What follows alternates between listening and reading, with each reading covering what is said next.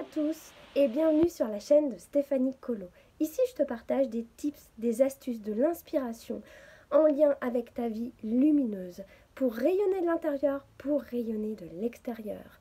Et ce mois-ci, tous les jours, tu trouveras un conte que je vais te lire qui sera en lien après avec une notion de développement personnel que je vais t'inviter à appliquer et à mettre en place dans ta vie.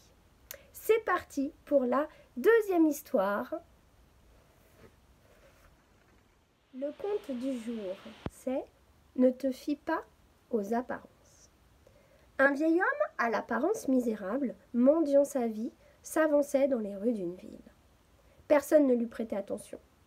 Un passant lui dit avec mépris « Que fais-tu ici? Tu vois bien que personne ne te connaît ?»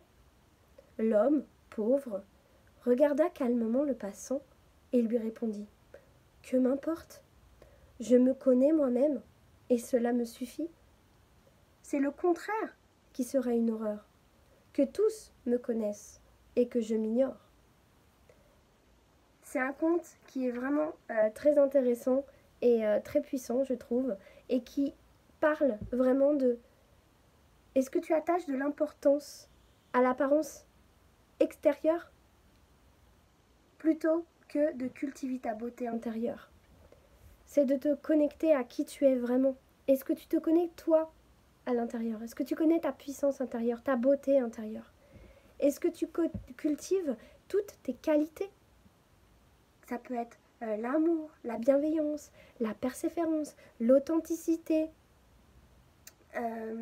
l'intelligence, l'amour pour les autres, ton courage, ta capacité à accueillir et à maîtriser nos émotions, tes émotions, ta générosité, ton sens de la justice, ta capacité à pardonner et à compatir à la souffrance des autres. Ça, ce sont tout ce qui peut qualifier notamment, il y en a d'autres, mais la beauté intérieure. En général, on a beau s'attrayer, se concentrer sur l'extérieur, sur comment on est habillé, comment on est coiffé, comment on se tient. Alors vous savez que pour moi, c'est très important cette notion-là. Parce que pour moi, c'est une communication non verbale qui renvoie quelque chose aux autres. Mais pour moi, elle est complémentaire. C'est-à-dire que je ne vous le dis pas de l'abandonner. Je vous dis juste que là, le texte qui vient de se dire, c'est que concentre-toi aussi sur ta beauté intérieure.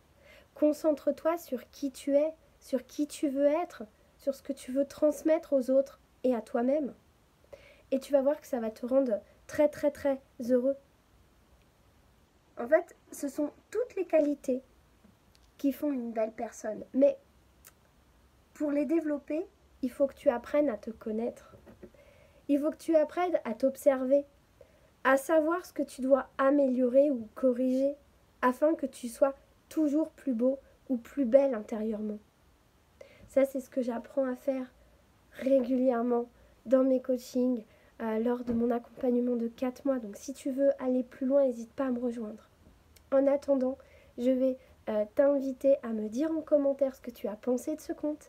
Je vais t'inviter à liker, à partager cette vidéo si elle peut être utile à d'autres personnes. Et puis, je te souhaite une magnifique journée et je te dis à très vite.